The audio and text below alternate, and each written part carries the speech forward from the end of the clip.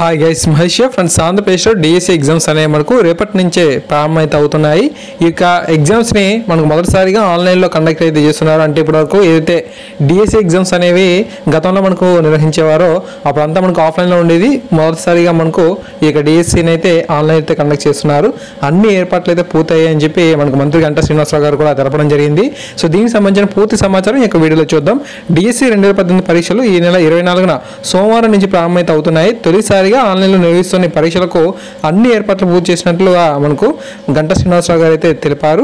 తొలి దశలో జరగనున్న school assistant, SA, PGT, TGT, principal, music, art, drawing, craft, భాషా పండితులు, వ్యాయామ ఉపాధ్యాయ పరీక్షలు అనేవి మనకు 2,62,106 మంది అభ్యర్థులు అయితే హాజరు కానున్నారు. ఈ పరీక్షలు సోమవారం ప్రారంభమై జనవరి 4వ తేదీతో ముగియనున్నాయి. మొత్తంగా 7,902 పోస్టులకు 6,08,159 అభ్యర్థులు అయితే దరఖాస్తు చేసుకున్న విషయం తెలిసిందే. అత్యల్పంగా స్కూల్ అసిస్టెంట్ ఒడియాకు 3, కన్నడ భాషా పండిత పోస్టులకు 4 అభ్యర్థులు అయితే దరఖాస్తు అనేది చేసుకున్నారంట. ఓకే, సో జనవరి 18 నుంచి మనకు హెచ్జిటి ఎగ్జామ్స్ అనేవి ఉంటాయంట. రెండో దశలో హెచ్జిటి పరీక్షలు జనవరి 18 నుంచి 30 వరకు జరగనున్నాయి. ఈ పరీక్షలకు మొత్తం 3,46,053 మంది అభ్యర్థులు అయితే హాజరు కానున్నారు. ఆన్లైన్ పరీక్షలకు మనకు 2 సెషన్స్తో మనకు నిర్వహించనున్నారు.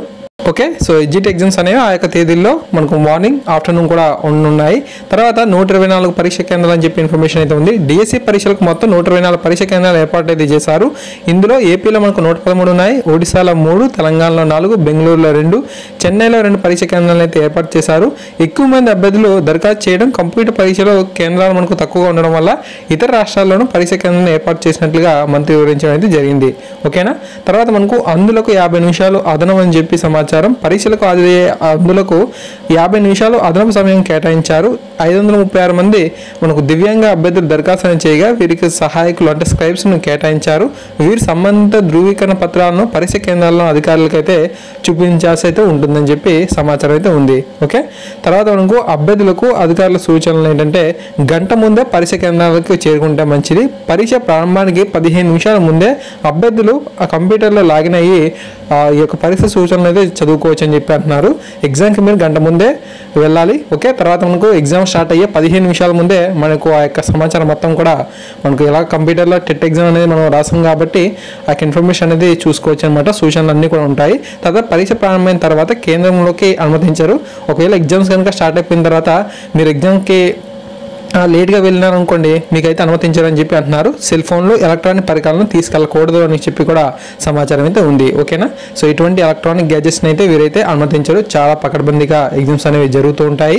సో వీలైనంత వరకు సుదూర ప్రాంతాల్లో ఎవరికైతే ఎగ్జామ్ సెంటర్స్ అయితే పడ్డాయో వారందరూ కూడా దయచేసి మీరు 1-2 రోజులు ముందు వెళ్ళిపోండి. ఎందుకంటే మనకు సుదూర ప్రాంతాల్లో అడ్రస్ తెలియని ప్రాంతాల్లో కనుక మనం ఎగ్జామ్ సెంటర్ పడినట్లయితే మనం ఆ ఒక్క రోజున ఎగ్జామ్స్కి వెళ్ళి ఆ యొక్క అడ్రస్ని తెలుసుకొని రాయడం అంటే చాలా కష్టం అయితే అవుతుంది. కొంచెం అమౌంట్ అనేది రెడీ చేసుకొని ముందుగానే వెళ్ళిపోయినట్లయితే మనకు ఆ యొక్క ప్రాంతాల్లో ఏదో ఒక హోటల్లో కానీ లేదంటే తెలిసిన వారి దగ్గర ఉండడం కానీ చేసి ఎగ్జామ్ అనేది రాసుకునేందుకు హ్యాపీగా మనం అనుకూలంగా ఉంటుందన్నమాట. లేదంటే టెట్ ఎగ్జామ్లో చాలామంది కూడా అదే పొరపాట్లు అనేది చేసి చాలామంది డిసప్పాయింట్ అయితే అయ్యారు. ఎగ్జామ్కి చివరి సెకండ్లో వెళ్ళి అనుమతించకపోవడంతో చాలామంది బాధపడ్డారన్నమాట. సో ఇటువంటి సమస్య అనేది మనకు డిఎస్సిలో ఎవరికి కూడా కలగకూడదు. మీరందరూ కూడా బాగా రాయాలని చెప్పి నేను మనస్ఫూర్తిగా ఆశిస్తున్నాను.